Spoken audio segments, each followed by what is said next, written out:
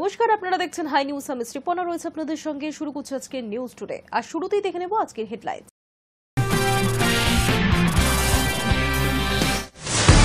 মদ্যপানের প্রতিবাদে মারধর, রাস্তার উপর ফেলে বেধড়ক মারধর শিক্ষককে। কামারহাটি পুরসভার 31 নম্বর ওয়ার্ডের ঘটনা। দুষ্কৃতীদের মধ্যে ছিল এক যুবতীও। আরজি করের ঘটনার রেশ কাটতে না কাটতে আবারও একই ঘটনা। মেডিকেল কলেজের এক ছাত্রীকে মানসিক নির্যাতন ও কুপ্রস্তাব দেওয়ার অভিযোগ সহপাঠীর বিরুদ্ধে। এসআইআর শুরুর প্রস্তুতি কোন পর্যায়ে জানতে দেশের সব রাজ্যের মুখ্য নির্বাচনী আধিকারিকদের চিঠি নির্বাচন কমিশনের। আগামী 29 আগস্টের মধ্যে বিস্তারিত রিপোর্ট পাঠাতে হবে জাতীয় নির্বাচন কমিশনের কাছে। মেরামতের কাজ এবং বেয়ারিং মেরামতের জন্য রবিবার ভোর 5টা থেকে রাত 9টা পর্যন্ত বন্ধ থাকবে বিদ্যাসাগর সেতু। যানবাহন ঘুরিয়ে দেওয়া হবে হাওড়া ব্রিজের দিকে। দ্বিতীয় দফা মেয়াদের বড় কূটনৈতিক পদক্ষেপ। ঘনিষ্ঠ সহযোগী ও আস্থাভাজন সার্জিও গোরকে ভারতের নতুন রাষ্ট্রদূত এবং দক্ষিণ ও মধ্য এশিয়া বিষয়ক বিশেষ দূত হিসেবে পাঠাচ্ছেন ট্রাম্প।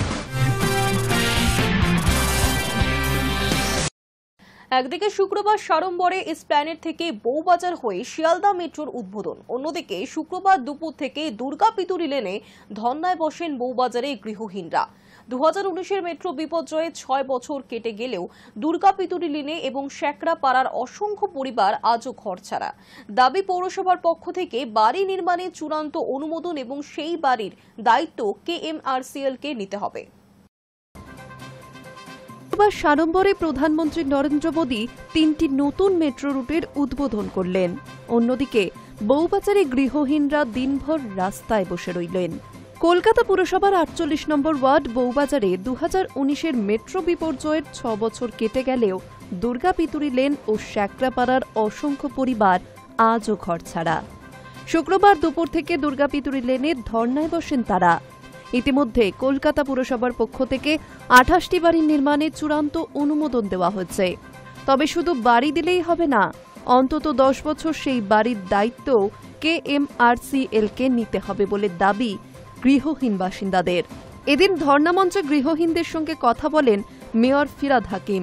তাদের পাশে থাকার বার্তা দিয়ে বলেন, সোমবার একটি বৈঠক হবে, সেখানে ক্ষতিগ্রস্ত বাসিন্দারা, কাউন্সিলর, যাদবপুর বিশ্ববিদ্যালয়ের বিশেষজ্ঞরা থাকবেন। কেএমআরসিএলকেও এই বৈঠকে ডাকা হবে। কেএমআরসিএলকে বলা হবে বাড়িগুলির 10 বছরের দায়িত্ব যাতে নেয় তারা।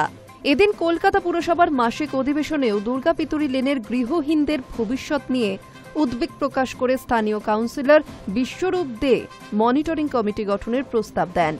বলেন, মেট্রো কথা দিয়েছিল বিপর্যয়ের 2 বছরের মধ্যে ঘর পাবেন গৃহহীনরা, কিন্তু সেই কাজ হয়নি। উল্টে নতুন করে মেট্রো চলাচলের ফলে বিপর্যয়ের আশঙ্কা আরও প্রবল হল। অবিলম্বে একটি মনিটরিং সেল তৈরি করুক পুরসভা। সেই প্রস্তাব মেনে একটি উচ্চ পর্যায়ের নজরদারি কমিটি তৈরি হয়েছে। মেয়র বলেন, যাদবপুর বিশ্ববিদ্যালয়ের বিশেষজ্ঞদের নিয়ে একটি উচ্চ পর্যায়ের নজরদারি কমিটি তৈরি হয়েছে, তারা নজরদারিও চালাবে। এদিন বিকেলে যখন মেট্রো চাকা গড়াতে থাকে তখন থালা বাজিয়ে বিক্ষোভ দেখান গৃহহীনরা। 2019-এর 31 আগস্ট অভিশপ্ত সেই রাতে সর্বহারা হয়ে যান কয়েকশো পরিবার। তারপর থেকে যাযাবরের মতোই জীবন কাটছে গৃহহীনদের। দুর্গাপিতুরি লেনের বাসিন্দারা বলছেন, মেট্রো কর্তৃপক্ষকে বলা হলেও তারা বলে দিয়েছে নিজেদের মতো বাড়ি দেখে নিতে। আর কত বছর অপেক্ষা করবে? অভিশপ্ত পরিবারের বুকের উপর দিয়ে মেট্রো চলবে। আমাদের কথা কে শুনবে তখন? আর একবারও আমাদের কথা এদিন বললেন না প্রধানমন্ত্রী। Hi News Network. শনিবার ভোরে ফের বুনো হাতির তাণ্ডবে চাঞ্চল্য ছড়ালো ক্রান্তি ব্লকের উত্তর বারঘড়িয়া, অতিপাড়া এবং টিনবাড়ি এলাকায়। সাত সকালে পার্শ্ববর্তী জঙ্গল থেকে বেরিয়ে একদল বুনো হাতি গ্রামে ঢুকে কলা গাছ এবং বিভিন্ন আনাজের গাছ লতাপাতা খেয়ে নষ্ট করে দেয়। সকাল 8টা পর্যন্ত হাতির দলটি টিনবাড়ি এলাকার একটি ছোট চা বাগানে আটকে ছিল বলে খবর। শনিবার ভোরে ফের বুনো হাতির তাণ্ডবে চাঞ্চল্য ছড়ালো ক্রান্তি ব্লকের উত্তর বারঘড়িয়া, তাঁতিপাড়া ও টিনবাড়ি এলাকায়। সাত সকালে পার্শ্ববর্তী জঙ্গল থেকে বেরিয়ে একদল বুনো হাতি গ্রামে ঢুকে কলা গাছ, বিভিন্ন আনাজের গাছ ও লতাপাতা খেয়ে নষ্ট করে। সকাল 8টা পর্যন্ত হাতির দলটি টিনবাড়ি এলাকার একটি ছোট চা বাগানে আটকে ছিল। খবর পেয়ে তড়িঘড়ি আপালচাঁদ বন বিভাগের কর্মীরা ঘটনাস্থলে পৌঁছান। তাঁতিপাড়ায় আটকে থাকা দুটি হাতি সকাল 7:30টার দিকে জঙ্গলমুখী হয়ে যায়। অন্যদিকে টিনবাড়ি এলাকায় শাবক সহ প্রায় 12টি হাতি সকাল থেকে দীর্ঘক্ষণ চা বাগানে এবং ধান রোপণ করা জমিতে ঘোরাফেরা করে। অবশেষে বৈকুণ্ঠপুর বন বিভাগের কর্মীদের প্রচেষ্টায় সকাল 8:30টার দিকে বোম ফাটিয়ে হাতিগুলিকে জঙ্গলে ফেরত পাঠানো সম্ভব হয়। স্থানীয় সূত্রে জানা যায়, উত্তর বারঘরিয়া এলাকায় বড় কোনো ক্ষয়ক্ষতি না হলেও তাঁতিপাড়ার 2টি হাতি জঙ্গলে ফেরার পথে মাল ব্লকের চেলধুরা গ্রামের বাসিন্দা সাবিনুর ইসলামের শোয়ার ঘরের একাংশ ভেঙে গুড়িয়ে দেয়। তবে অল্পের জন্য প্রাণে রক্ষা পান সাবিনুর ইসলাম ও তার পরিবারের অন্যান্য সদস্যরা। সকালবেলা হাতি আসছিল তো, হাতি আসার পরে এই যে বাড়ি ভেঙে দিল, ক্ষয়ক্ষতি করছে। মানে সকালবেলা 6টার দিকে হাতি চলে আসছে, মানে মোটামুটি দুইটা আসছে। তা আসার পরে এখানে এই যে বাড়ি ভাঙছে, তারপরে জাঙ্গি ভাঙছে, তারপরে এদিকে মানে লোককে পিটাপিটি করছে। বাড়িটা কি আপনার? বাড়িটা এই যে আমাদের পাশের বাড়ি। ও ভাই হয়। আপনার নাম? আমার নাম হচ্ছে ইউনুস আলী। জায়গার নাম? জায়গার নাম হচ্ছে চেলধুরা। ঠিক আছে। বন বিভাগের রেঞ্জ অফিসার নবাঙ্কুর ঘোষ জানান, দলছুট বুনো হাতিগুলি উত্তর বারঘরিয়া, তাঁতিপাড়া ও টিনবাড়ি সহ বিভিন্ন এলাকায় বিভক্ত হয়ে আটকে পড়েছিল। খবর পেয়ে আমাদের টিম দ্রুত ঘটনাস্থলে পৌঁছে যায়। যেহেতু সকাল হয়ে গিয়েছিল এবং দিনের বেলা মানুষের ক্ষয়ক্ষতির আশঙ্কা ছিল, তাই সতর্কতার সঙ্গে বোম ফাটিয়ে হাতিগুলিকে ফলঝোরা বিট কম্পার্টমেন্টের জঙ্গলে ফেরত পাঠানো হয়েছে। অন্যদিকে বন বিভাগের পক্ষ থেকে বারবার গ্রামবাসীদের সতর্ক করা হয়েছে যাতে কেউ হাতির দলের কাছে না যায় এবং উত্তপ্ত করার চেষ্টা না করে। বর্তমানে এলাকায় বনকর্মীদের টহল চালু রয়েছে। Hi News network.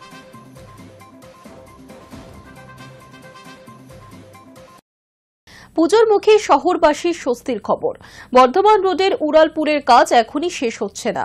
যানজট কমাতে প্রশাসন উদ্যোগ নিল।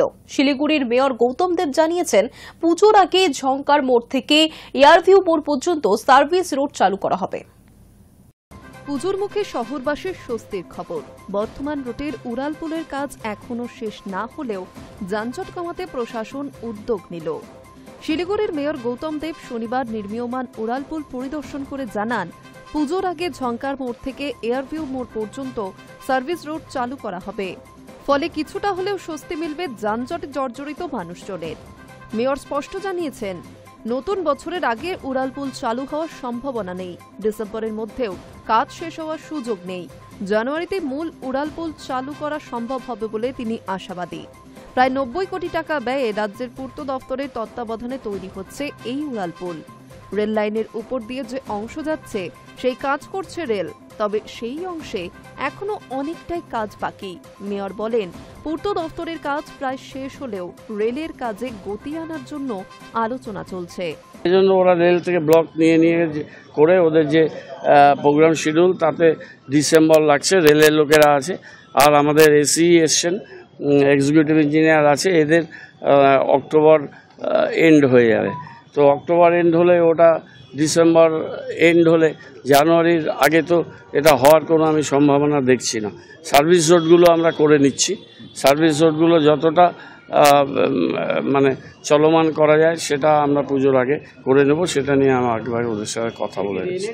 শহরের সাধারণ মানুষের মতে উড়ালপুল পুরো তৈরি না হলেও যদি সার্ভিস রোড খুলে দেওয়া হয় তাতেই বড় স্বস্তি মিলবে।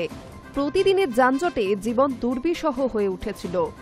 শনিবার পূর্ত দপ্তর ও রেলের আধিকারিকদের সঙ্গে নিয়ে পুরো এলাকা ঘুরে দেখেন মেয়র। কাজের অগ্রগতি পর্যালোচনা করেন তিনি। প্রশাসনের দাবি, সার্ভিস রোড চালু হলে অন্তত পুজোর ভিড়ে যানজট কিছুটা নিয়ন্ত্রণে আসবে। Hi News Network. মার্কিন প্রেসিডেন্ট হওয়ার পর থেকে একের পর এক মন্তব্য করে গিয়েছেন ট্রাম্প। ভারতের উপর চাপানো হয়েছে 50% শুল্ক। রুশ তেল কেনা নিয়েও আমেরিকার কোপের মুখে পড়তে হয়েছে ভারতকে। ট্রাম্পের এই সমস্ত সমালোচনাকেই ধুয়ে দিলেন বিদেশমন্ত্রী এস জয়শঙ্কর। রুশ তেল কেনা নিয়ে আমেরিকার সমালোচনাকে ধুয়ে দিলেন বিদেশমন্ত্রী এস জয়শঙ্কর। শনিবার সরাসরি মার্কিন প্রেসিডেন্ট ডোনাল্ড ট্রাম্পের বিদেশ নীতি নিয়ে প্রশ্ন তুললেন তিনি। জয়শঙ্করের ভাষায়, বর্তমান মার্কিন বিদেশ নীতি অভূতপূর্ব। তিনি বলেন, বর্তমান মার্কিন প্রেসিডেন্টের মতো নীতি নেননি অতীতের কোনো মার্কিন প্রেসিডেন্ট। শনিবার economic Times world leaders forum 2025 অনুষ্ঠানে ভাষণ দেন জয়শঙ্কর। ট্রাম্পের শুল্ক যুদ্ধ প্রসঙ্গে তিনি বলেন, বিষয়টি কেবল ভারতের মধ্যেই সীমাবদ্ধ নয়, গোটা বিশ্বের সঙ্গে প্রেসিডেন্ট ট্রাম্পের আচরণের ধরন এমনকি তার নিজের দেশের প্রতিও এতদিনের কূটনৈতিক ঐতিহ্যের থেকে সম্পূর্ণ আলাদা। খানিকটা প্রধানমন্ত্রী নরেন্দ্র মোদীর সুরেই জয়শঙ্কর আরও বলেন, ট্রাম্পের শুল্ক বাণের জবাবে ভারতের নীতি খুব স্পষ্ট।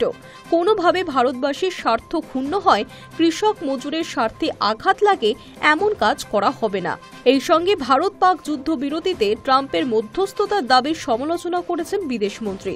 তার কথায়, ভারত পাক সংঘাতে মধ্যস্থতার বিষয়ে 1970 সাল থেকে ভারতের একটি নির্দিষ্ট নীতি রয়েছে। তা হল পাকিস্তানের সঙ্গে সম্পর্কের ক্ষেত্রে আমরা কারোর মধ্যস্থতা গ্রহণ করি না, যদিও ট্রাম্প বারংবার মধ্যস্থতার দাবি করে চলেছেন। সাংবাদিকদের মুখোমুখি হয়ে জয়শঙ্কর বলেন, রুশ তেলের বৃহত্তম ক্রেতা চীন, রুশ গ্যাসের বৃহত্তম ক্রেতা ইউরোপীয় ইউনিয়ন। 2022 সালের পর থেকে রাশিয়ার সঙ্গে ভারতের বাণিজ্য লাফিয়ে বেড়েছে এমনটাও নয়। ঘটনাচক্রে আমরা আমেরিকা থেকেও তেল কিনি, সেই পরিমাণটাও বেড়েছে। তাই মার্কিন মিডিয়া যে যুক্তি দিচ্ছে সেটা খুবই অগোছালো, ভুলভাল। অর্থাৎ মার্কিন প্রেসিডেন্ট ডোনাল্ড ট্রাম্প যে রুশ তেল কেনার অপরাধে ভারতের উপর অতিরিক্ত শুল্ক চাপিয়েছেন, সেই পদক্ষেপকেই যুক্তিহীন বলে অভিহিত করেছেন জয়শঙ্কর। সম্প্রতি ট্রাম্প ভারতের উপর 25% শুল্ক চাপিয়েছিলেন। তারপর রুশ তেল আমদানির অপরাধে আরও 25% শুল্ক চাপে ভারতের উপর। এহেন পরিস্থিতিতে বুধবার জানা যায়, সেপ্টেম্বর এবং অক্টোবর মাসের জন্য রাশিয়াকে বিপুল পরিমাণ তেলের বরাদ দেওয়া হয়েছে। তার কারণ, সম্প্রতি ব্যারেল প্রতি $3 ছাড় দেওয়া হয়েছে উরালের তেলে। হিসেব অনুযায়ী এই ছাড়ের অঙ্কটা 5%। তবে এই নিয়ে সরকারিভাবে কোনো পক্ষই কিছু জানায়নি। তবে এটা পরিষ্কার, রাশিয়া থেকে তেল কেনা বাড়িয়ে আমেরিকাকেই পাল্টা বার্তা দিয়েছে দিল্লি। এহেন পরিস্থিতিতে মস্কো সফরে গিয়েছেন জয়শঙ্কর। শুল্ক যুদ্ধের আবহে দীর্ঘদিনের বাণিজ্য বন্ধু রাশিয়াকে আরও কাছে টানছে ভারত। মস্কোর প্রতি বিদেশমন্ত্রী এস জয়শঙ্করের বার্তা, আরও মজবুত বাণিজ্য সম্পর্ক গড়তে হবে আমাদের। রুশ সংস্থাগুলিকে ভারতীয় অংশীদারদের সঙ্গে আরও নিবিড়ভাবে কাজ করার আহ্বান জানিয়েছেন তিনি। সেই সঙ্গে তাকে বলতে শোনা গিয়েছে, দ্বিতীয় বিশ্বযুদ্ধের পর বিশ্বের সবচেয়ে স্থিতিশীল সম্পর্ক ভারত ও রাশিয়ার। অর্থাৎ ট্রাম্পের হুমকিকে ডোন্ট কেয়ার করেই আপাতত এগোচ্ছে ভারতের বিদেশ নীতি। Hi News network.